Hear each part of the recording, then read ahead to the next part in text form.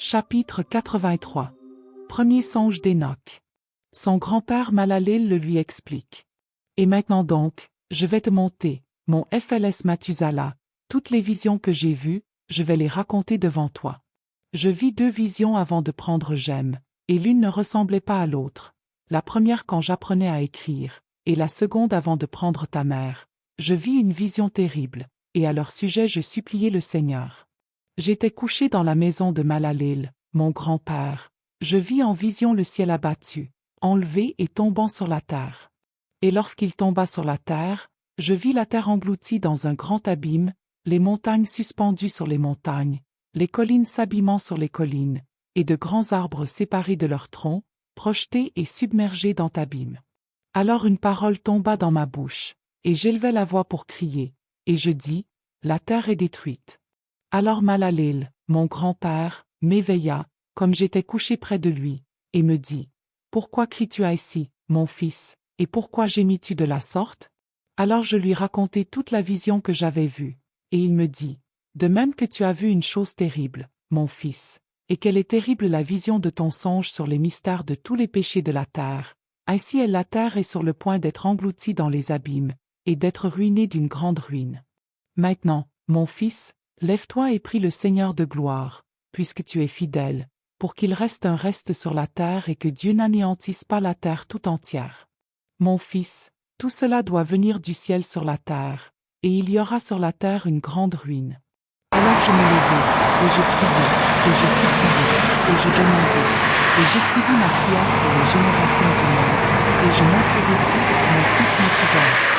Or quand je me rendis en bas que je vis le ciel, et le soleil se lever à l'orient, et la lune descendre à l'occident, et des rats éclairs, et toute la terre, et tout ce qu'il a fait au commencement, je bénis le Seigneur du jugement, et je l'exaltai, parce qu'il fait lever le soleil, par des fenêtres de l'orient, de sorte qu'il monte, et qu'il brille à la face du ciel, et qu'il se met en route pour parcourir la voie qui lui a été montrée.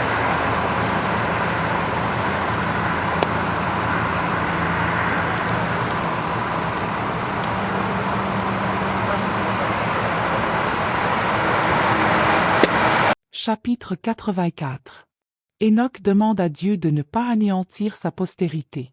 Et j'élevai mes mains dans la justice, et je bénis le Saint et le Grand, et je parlais par le souffle de ma bouche, et avec la langue de chair que Dieu a faite aux enfants de chair de l'homme, afin qu'ils s'en servent pour parler.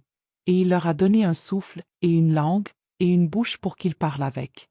Béni sois-tu, ô Seigneur, Roi grand et fort dans ta grandeur, Seigneur de toute créature céleste, Roi des rois, et Dieu de tout l'univers. Ton empire et ta royauté et ta grandeur demeurent à jamais et dans les siècles des siècles, et dans toutes les générations des générations ta puissance. Tous les cieux sont ton trône pour l'éternité, et la terre entière est l'escabeau de tes appels à jamais et pour les siècles des siècles. Car c'est toi qui as fait et qui domines toutes choses, et il n'est pas d'œuvre qui te soit difficile, il n'en est pas une. Et aucune sagesse ne te manque et ne s'écarte de sa vie qui est ton trône, ni de ta face. Et tu connais, et tu vois, et tu entends tout, et il n'y a rien qui te soit caché, car tu vois toutes choses. Et maintenant donc, les anges de tes cieux pêchent, et sur la chair de l'homme s'exerce ta colère jusqu'au grand jour du jugement. Et maintenant donc, Dieu, Seigneur et Roi grand, je te supplie et te demande d'exaucer ma prière, de me laisser une postérité sur la terre, et de ne pas anéantir toute chair humaine, de ne pas vider la terre, et que la destruction ne soit pas éternelle. Et maintenant donc, ô mon Seigneur, extermine de la terre la chair qui t'a irrité, mais la chair de justice et de droiture, fais-en une plante dont le germe soit éternel, et ne cache pas ta face à la demande de ton serviteur, ô Seigneur.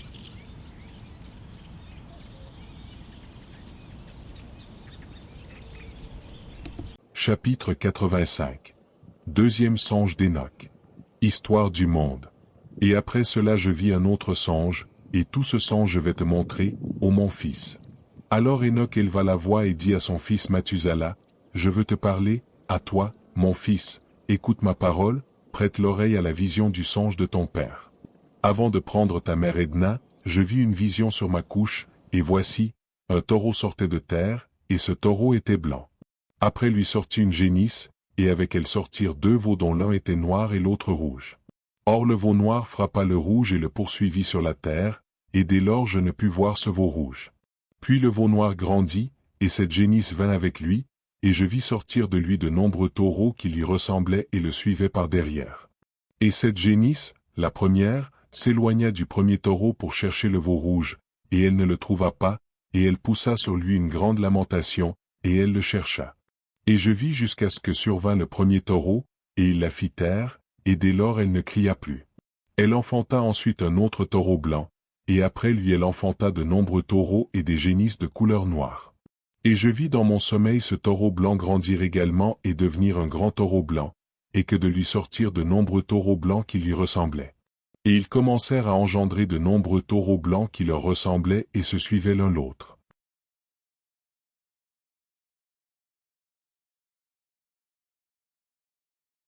Chapitre 86.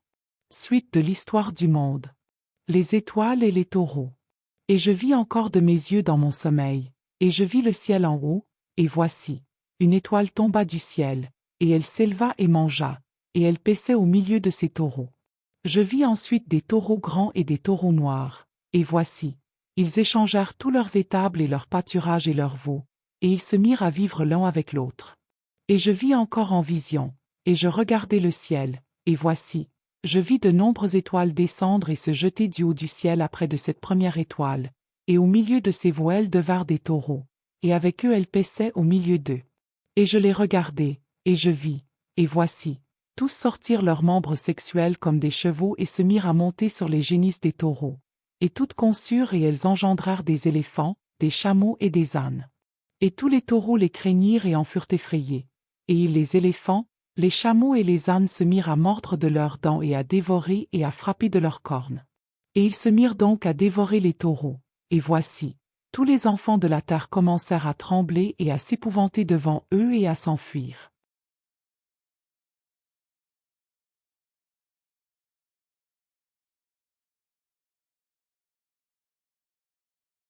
Chapitre 87.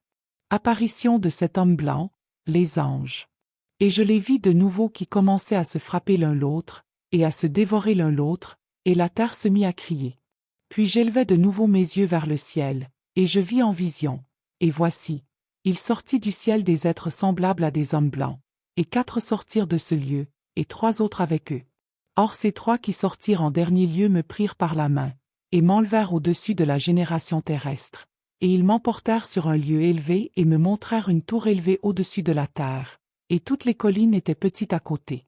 Et ils me dirent, reste ici jusqu'à ce que tu aies vu tout ce qui arrivera à ces éléphants, ces chameaux et ces ânes, et aux étoiles, et aux génisses, et à eux tous.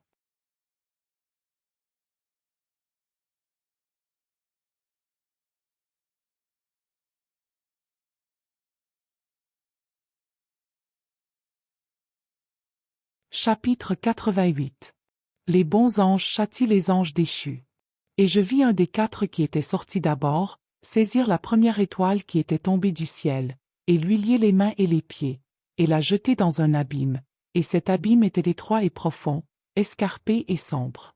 Puis l'un d'eux tira d'épée et la donna aux éléphants, aux chameaux et aux ânes, et ils se mirent à se frapper l'un l'autre, et toute la terre trembla à leur sujet. Et comme je voyais encore une vision, voici qu'un des 4 qui était sorti jeta, du ciel, on rassembla et on prit toutes les grandes étoiles dont le membre sexuel était comme celui des chevaux, et l'ange les lia toutes par les mains et les pieds, et il les jeta dans un abîme de la terre.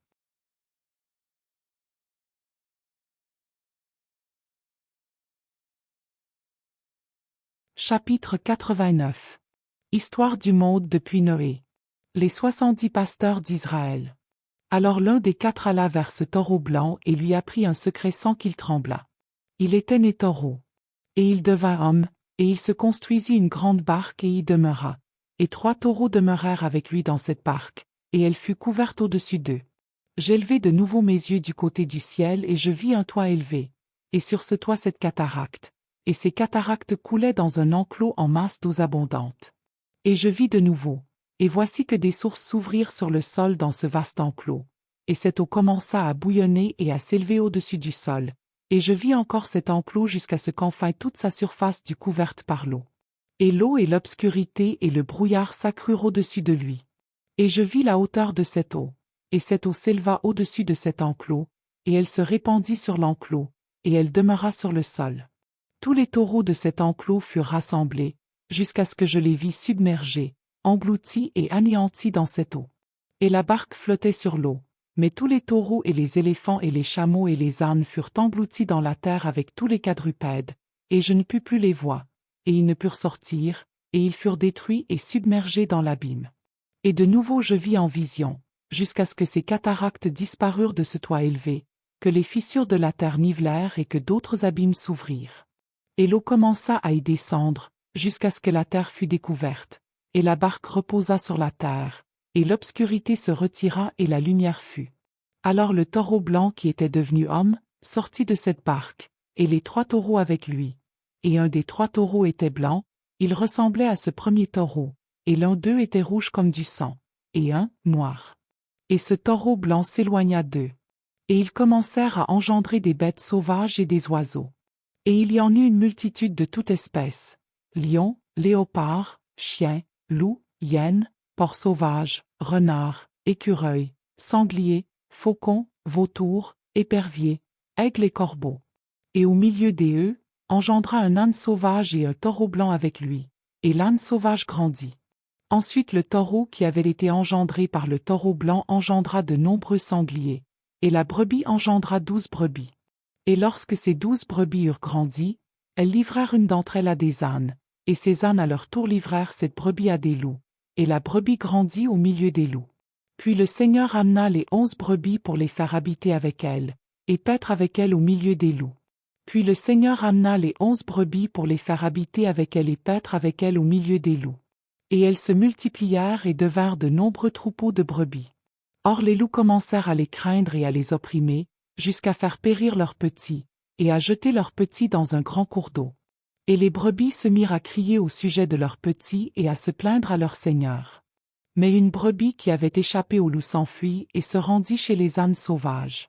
Et je vis les brebis se lamenter, et crier, et supplier leur Seigneur de toute leur force, jusqu'à ce que le Seigneur des brebis descendit à la voix des brebis, de son sanctuaire élevé, et vint auprès d'elle et les fit paître. Et il appela la brebis qui s'était enfuie du milieu des loups et lui parla des loups pour qu'elle leur intimât de ne plus toucher aux brebis. Et la brebis se rendit auprès des loups sur l'ordre du Seigneur, et une autre brebis vint à sa rencontre et marcha avec elle. Et elles allèrent et entrèrent toutes les 2 ensemble dans l'assemblée des loups, et elles leur parlèrent et leur intimèrent de ne pas toucher désormais aux brebis. Et dès lors, je vis que les loups opprimèrent plus durement et de toute leur force les brebis, et il se mit à frapper ces loups, et les loups commencèrent à se lamenter. Mais les brebis se turent et désormais elles ne crièrent plus. Et je vis les brebis sortir d'entre les loups, et les yeux des loups furent obscurcis. Et ces loups sortirent en poursuivant les brebis de toute leur force. Mais le Seigneur des brebis marcha avec elles en les conduisant, et toutes ces brebis le suivaient, et sa face était resplendissante, glorieuse et terrible à voir. Et les loups commencèrent à poursuivre ces brebis jusqu'à ce qu'ils les eurent rejointes près d'un étang d'eau. Mais cet étang d'eau s'ouvrit, et l'eau se tint d'un côté et de l'autre devant elles et devant leur Seigneur qui leur montrait la route et se tenait entre elles et les loups.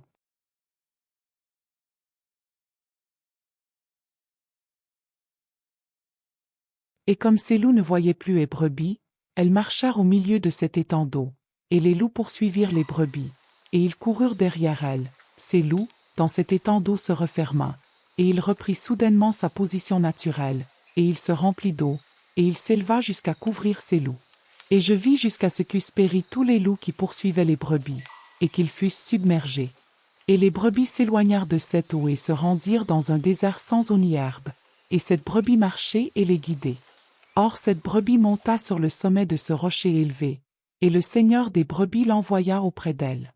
Ensuite, je vis le Seigneur des brebis se tenant devant elle, et son aspect était grandiose, terrible et puissant, et toutes les brebis le virent et elles craignirent devant sa face. Et toutes craignirent et tremblèrent devant lui, et elles crièrent à cette brebis qui était avec elle, la seconde brebis qui était au milieu d'elle. Nous ne pouvons nous tenir devant notre Seigneur, ni le regarder. Or la brebis qui les guidait revint et monta au sommet de ce rocher.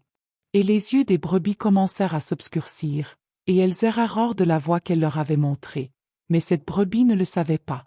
Alors le seigneur des brebis s'irrita contre elle d'une grande colère, et cette brebis apprit la défection des autres brebis. Elle descendit du sommet du rocher et elle vint auprès de brebis. Elle trouva que la plupart d'entre elles avaient les yeux obscurcis et erraient. Et en la voyant, elles craignirent et tremblèrent devant sa face et elles voulurent revenir à leur bercail. Mais cette brebis prit avec elle d'autres brebis, et elle se rendit auprès des brebis qui avaient erré, et elle se mit à les tuer, et les brebis craignirent devant sa face. Et cette brebis fit revenir les brebis qui avaient erré, et elles revinrent à leur bercail. Et je vis dans cette vision jusqu'à ce que cette brebis devint un homme et construisit une maison au Seigneur des brebis, et elle amena toutes les brebis dans cette maison. Et je vis jusqu'à ce que se fût endormie cette brebis qui s'était jointe à la brebis qui guidait les brebis. Et je vis jusqu'à ce que toutes les grandes brebis eurent péri, et de petites se levèrent à leur place, et elles entrèrent dans un pâturage, et elles s'approchèrent d'un cours d'eau. Puis la brebis qui les guidait qui était devenue homme, fut séparée d'elle et s'endormit, et toutes les brebis la cherchèrent et poussèrent sur elle de grands cris. Et je vis jusqu'à ce qu'elles eurent cessé de crier sur cette brebis. Puis elles passèrent ce cours d'eau, et il vint d'autres brebis qui les guidèrent à la place de celles qui s'étaient endormies après les avoir guidées. Et je vis les brebis jusqu'à ce qu'elles entrèrent dans une belle région et dans une terre agréable et splendide. Et je vis ces brebis jusqu'à ce qu'elles furent rassasiées, et cette maison était au milieu d'elles dans la terre agréable. Et tantôt leurs yeux s'ouvraient et tantôt ils s'aveuglaient, jusqu'à ce qu'une autre brebis se levât et les guida. Et elle les ramena toutes, et leurs yeux s'ouvrirent. Or les chiens, les renards et les porcs sauvages se mirent à dévorer les brebis jusqu'à ce que le Seigneur des brebis suscita une autre brebis, un bélier d'entre elles qui les guida. Et ce bélier se mit à frapper de ci et de là ses chiens, ses renards et ses porcs sauvages, jusqu'à ce qu'il les eût fait périr tous. Alors les yeux de cette brebis s'ouvrirent, et elle vit que le bélier qui était au milieu des brebis avait perdu son honneur et qu'il commençait à frapper ses brebis et à les fouler aux pieds et à se conduire indignement. Alors le Seigneur des brebis envoya la brebis vers une autre brebis et l'éleva au rang de bélier pour conduire les brebis à la place du bélier qui avait perdu son honneur. Et elle se rendit auprès d'elle, et elle lui parla en secret, et elle éleva ce bélier et elle le fit juge et pasteur des brebis. Pendant tous ces événements, les chiens opprimaient les brebis. Mais le premier bélier poursuivit ce second bélier, et ce second bélier se leva et s'enfuit devant lui. Et je vis jusqu'à ce que ces chiens eurent abattu le premier bélier. Puis ce second bélier se leva et conduisit les petites brebis, et ce bélier engendra de nombreuses brebis, puis il s'endormit. Et une petite brebis devint bélier à sa place, et elle fut le juge et le conducteur des brebis. Et ces brebis grandirent et se multiplièrent, et tous ces chiens, renards et porcs sauvages eurent peur et fuirent loin de lui. Mais ce bélier frappa et tua toutes les bêtes, et ces bêtes n'eurent plus de puissance au milieu des brebis, et elles ne leur dérobèrent absolument plus rien. Et cette maison devint grande et spacieuse, et elle fut bâtie pour ses brebis, et une tour élevée et grande fut bâtie sur la maison pour le Seigneur des brebis. Et cette maison était basse, et la tour élevée et haute. Et le Seigneur des brebis se tenait sur cette tour, et on plaçait devant lui une table chargée d'offrandes. Puis je vis encore ces brebis errer de nouveau et aller une multitude de voies, et abandonner leur maison. Et le Seigneur des brebis appela du milieu d'elles des brebis et les envoya auprès des brebis. Mais les brebis se mirent à les tuer. Or une d'entre elles fut sauvée et ne fut pas tuée. Et elle bondit et elle cria au sujet des brebis, la sauva des mains des brebis et la fit monter asseoir près de moi. Et il envoya encore de nombreuses brebis près de ces brebis pour leur annoncer paroles et pour pleurer sur elles. Et ensuite je les vis abandonner la maison du Seigneur et sa tour. Elles erraient en tout et leurs yeux étaient aveuglés. Et je vis le Seigneur des brebis en faire un grand carnage dans leur pâturage, jusqu'à ce que ces brebis eussent encore appelé ce carnage et livré sa place. Et il les abandonna aux lions, aux léopards, aux loups, aux hyènes, aux renards et à toutes les bêtes, et ces bêtes sauvages se mirent à déchirer ces brebis. Puis je le vis abandonner leurs maisons et leurs tours et les livrer tous les brebis aux lions, afin qu'ils les déchirent et les dévorent. Et moi, je me mis à crier de toute ma force, et à appeler le Seigneur des brebis, et je lui fis voir que les brebis étaient dévorées par toutes les bêtes sauvages. Mais lui se tut en les voyant, et il se réjouit de ce qu'elles étaient mangées, dévorées et ravies, et il les abandonna en pâture à toutes les bêtes. Puis il appela 70 pasteurs et il leur livra ses brebis pour les faire paître. Et il dit aux pasteurs et à leurs serviteurs, que chacun de vous désormais fasse paître les brebis, et tout ce que je vous ordonnerai, faites-le. Je vous les livrerai en nombre déterminé et je vous dirai celles qui doivent périr, et celles-là, faites-les périr. Et il leur livra ses brebis. Puis il en appela un autre et lui dit, considère et vois tout ce que les pasteurs font à ces brebis, car ils en font périr plus que je ne leur ai commandé. Et pour tout excès et perte qui seront l'œuvre des pasteurs, écris combien ils en font périr par mon ordre, et combien ils en font périr de leur chef. Toute perte de chaque pasteur inscris-la à leur compte. Lis ensuite le nombre devant moi, combien ils en auront fait périr, et combien on leur avait livré pour la destruction, afin que ce me soit un témoignage contre eux, pour que je sache toute la conduite des pasteurs, que je les mesure et que je vois ce qu'ils font, s'ils s'en tiennent ou non à l'ordre que j'ai donné. Mais qu'ils ne sachent pas, ne le leur fais pas connaître et ne les avertis pas, mais inscris toute destruction des pasteurs, un par un, en son temps, et fais monter tout cela devant moi. Et je vis jusqu'au moment où ces pasteurs firent paître, chacun à son temps, et se mirent à tuer et à faire périr plus de brebis qu'ils n'en avaient reçu l'ordre, et à livrer les brebis aux lions. Et les lions et les léopards mangèrent et dévorèrent la plupart des brebis, et les porcs sauvages mangèrent avec eux, et ils brûlèrent cette tour et ils renversèrent cette maison. Et je m'attristai très fort au sujet de la tour, parce que cette maison des brebis avait été renversée, et dès lors je ne pus plus voir si ces brebis entraient dans cette maison. Et les pasteurs et leurs serviteurs livrèrent ces brebis à toutes les bêtes sauvages afin qu'elles les dévorent, et de tout ce que chacun d'eux en son temps avait reçu en nombre déterminé il fut écrit pour chacun d'eux par l'autre, en un livre, combien il en avait fait périr. Or chacun en tuait en faisait périr plus qu'il ne leur avait été fixé. Et moi je me mis à pleurer et à me lamenter sur ces brebis. Et je vis également en vision celui qui inscrivait, comment il inscrivait chaque brebis qui avait été détruite par ses pasteurs jour par jour et il apporta et déposa tout son livre, et il fit voir au Seigneur des brebis tout ce qu'avait fait et tout ce qu'avait enlevé chacun d'eux, et tout ce qu'il avait livré à la destruction.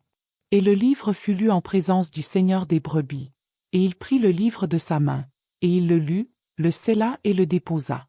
Et après cela, je vis les pasteurs faisaient paître les brebis pendant 12 heures, et voici, 3 de ces brebis revinrent, et elles arrivèrent et entrèrent, et elles se mirent à bâtir tout ce qui était tombé de cette maison, mais les porcs sauvages les en empêchèrent, et elles ne le purent pas cette fois. Puis elles recommencèrent à bâtir comme auparavant, et elles élevèrent cette tour qui fut appelée tour haute, et elles recommencèrent à placer devant la tour une table, mais tout le pain qui était déposé était souillé et impur. Et sur tout cela les yeux de ces brebis étaient aveuglés, et elles ne voyaient pas, et leurs pasteurs de même, et le Seigneur des brebis les livra pour une plus grande destruction à leurs pasteurs qui foulèrent aux pieds les brebis et les dévorèrent. Et le Seigneur des brebis se tut jusqu'à ce que toutes les brebis fussent dispersées dans le désert et qu'elles fussent mêlées avec les animaux sauvages, et les pasteurs ne les délivrèrent pas de la main des bêtes. Et celui qui avait écrit le livre l'apporta, le montra et le lut au Seigneur des brebis. Et il le supplia pour elle et lui adressa une demande, en lui montrant toute la conduite des pasteurs, et en portant ce témoignage devant lui contre tous les pasteurs. Et prenant son livre, il le déposant près de lui et il sortit.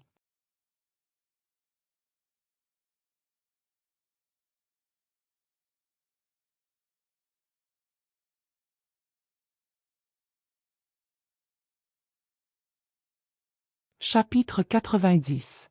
Suite de l'histoire des 70 pasteurs et des derniers temps d'Israël. Les temps messianiques et le jugement final. Et je vis jusqu'au temps où 35 pasteurs eurent ainsi fait paître les brebis, et chacun d'eux accomplit son mandat en son temps, comme les premiers, et d'autres les reçurent dans leurs mains, afin de les faire paître en leur temps, chaque pasteur en son temps. Après cela, dans une vision, je vis venir tous les oiseaux du ciel, les aigles, les vautours, les éperviers et les corbeaux. Et les aigles guidaient tous les oiseaux, et ils se mirent à dévorer ces brebis et à lui crever les yeux et à dévorer leur chair. Les brebis crièrent parce que leur chair était dévorée par les oiseaux. Et moi je regardai et je me lamentai dans mon sommeil sur le pasteur qui passait les brebis. Et je vis jusqu'à ce que ces brebis eussent été dévorées par le chien, par les aigles et par les éperviers qui ne leur laissèrent absolument ni chair, ni peau, ni muscles, jusqu'à ce qu'elles n'eussent plus que les os, et leurs os tombèrent sur la terre et les brebis diminuèrent. Et je vis jusqu'au temps où 23 pasteurs eurent fait paître les brebis et eurent accompli, chacun en son temps, 58 ans. Et voici, des agneaux naquirent de ces brebis blanches, et ils commencèrent à ouvrir les yeux et à voir, et à bêler auprès des brebis. Et les brebis ne bêlèrent pas vers eux et ne prêtèrent pas l'oreille à leurs paroles, mais elles furent tout à fait sourdes, et leurs yeux s'aveuglèrent extrêmement et de plus en plus. Et je vis en vision les corbeaux s'abattre sur ces agneaux et saisir un de ces agneaux, et ils déchiquetèrent les brebis et les dévorèrent. Et je vis jusqu'à ce qu'il poussât des cornes à ces agneaux, et les corbeaux faisaient tomber leurs cônes. Et je vis jusqu'à ce qu'une grande corne poussât à une de ces brebis, et leurs yeux s'ouvrirent, et elle cria vers les brebis, et les béliers la virent et ils accoururent tous auprès d'elle. Et malgré cela, tous ces aigles, ces vautours, ces corbeaux et ces éperviers ravissaient encore les brebis, fondaient sur elles et les dévoraient. Et les brebis se taisaient, et les béliers se lamentaient et criaient. Puis ces corbeaux entrèrent en lutte et combattirent avec la brebis, et ils voulurent lui enlever sa corne, mais ils ne le purent pas.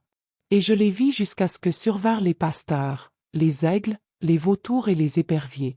Ils crièrent aux corbeaux de briser la corne de ce bélier, et ils combattirent et ils luttèrent avec lui, et lui combattit avec eux, et il cria pour qu'on vînt à son secours.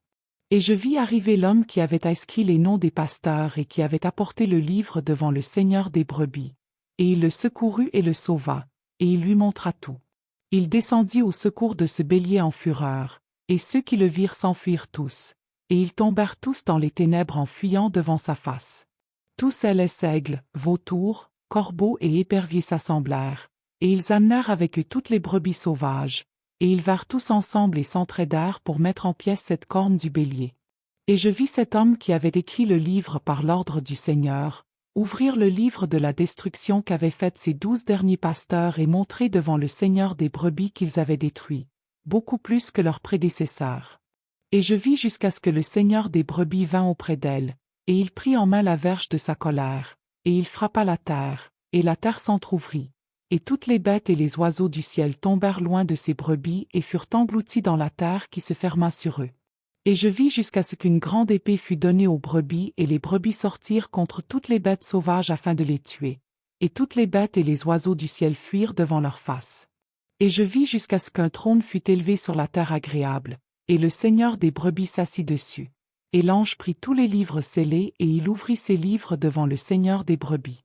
Et le Seigneur appela ces 7 premiers hommes blancs, et il commanda d'amener devant lui, en commençant par la première étoile qui les précédait, ces étoiles dont le membre sexuel était comme le membre sexuel des chevaux et la première étoile qui tomba d'abord.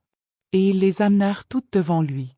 Puis il parla à cet homme qui écrivait devant lui, l'un des 7 hommes blancs, et il lui dit, « Prends ces 70 pasteurs à qui j'avais livré les brebis et qui après les avoir reçus en ont égorgé beaucoup plus que je ne leur avais commandé. Et voici, je les vis tous enchaînés, et ils se tinrent tous devant lui. Et le jugement porta d'abord sur les étoiles, et elles furent jugées, et elles furent reconnues pécheresses, et elles s'en allèrent dans le lieu du châtiment, et on les jeta dans un endroit profond, plein d'un feu ardent et rempli par une colonne de feu. Puis ces 70 pasteurs furent jugés et furent reconnus pécheurs, et ils furent jetés eux aussi dans cet abîme de feu. Et je vis en ce temps-là un précipice semblable et plein de feu s'ouvrir au milieu de la terre. Et on emmena ces brebis aveuglées, et elles furent toutes jugées et reconnues pécheresses, et jetées dans cet abîme de feu et brûlèrent. Or ce précipice était à la droite de cette maison. Et je vis ces brebis brûlées, et leurs os brûlaient. Et je me levai pour voir jusqu'à ce qu'il plia cette vieille maison, et on emporta toutes les colonnes, et toutes les poutres ainsi que les ornements de cette maison furent pliés avec elles, et on les emporta et on les jeta dans un lieu à droite de la terre. Et je vis jusqu'à ce que le Seigneur des brebis apporta une nouvelle maison, plus grande et plus élevée que la première, et il dressa à la place de la première qui avait été pliée. Et tous ces colonnes étaient neuves, et ces ornements neufs, et elle était plus grande que la première vieille maison qu'il avait emportée, et tous les brebis étaient au milieu. Et je vis toutes les brebis qui restaient, et tous les animaux qui étaient sur la terre, et tous les oiseaux du ciel se prosterner, adorer ces brebis et les supplier, et leur obéir au moindre mot. Ensuite ces 3 qui étaient vêtus de blanc me prirent par la main, c'étaient ceux qui m'avaient enlevé d'abord, et la main de ce bélier me tenant, ils me firent monter et me firent asseoir au milieu des brebis, avant que le jugement n'eût lieu. Et ces brebis étaient toutes blanches, et leurs toisons, grande et pure. Et toutes les bêtes sauvages et tous les oiseaux du ciel se réunirent dans cette maison. Et le Seigneur des brebis se réjouit d'une grande joie parce qu'ils étaient tous bons et qu'ils étaient revenus à sa maison.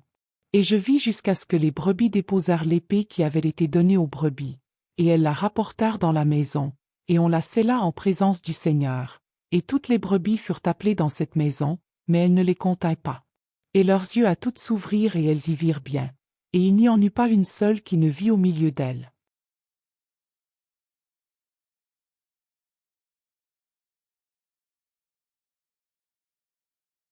Et je vis que cette maison était grande et spacieuse et tout à fait pleine. Et je vis qu'un taureau blanc naquit, et ses cornes étaient grandes, et toutes les bêtes sauvages et tous les oiseaux du ciel le craignaient et le suppliaient en tout temps. Et je vis jusqu'à ce que furent changées toutes leurs espèces, et ils devinrent tous des taureaux blancs. Et le premier au milieu d'eux devint un buffle, et ce buffle était un grand animal, et il avait sur sa tête de grandes cornes noires, et le Seigneur des brebis se réjouit sur lui et sur tous les taureaux.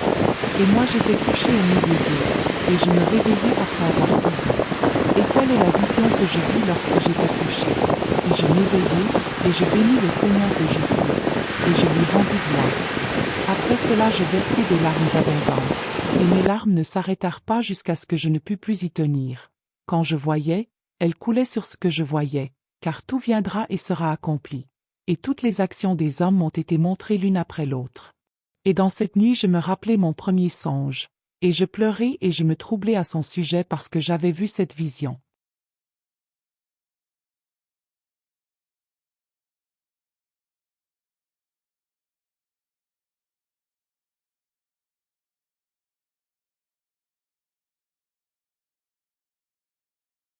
C'est pas si simple de comprendre. Parfois il est préférable de réécouter plusieurs fois. Je vous remercie pour votre présence. N'hésitez pas à partager, à liker et surtout vous abonner. Bientôt, vous pourriez y retrouver les chapitres palpitants de l'Apocalypse selon Enoch. D'ici ce temps, prenez bien soin de vous.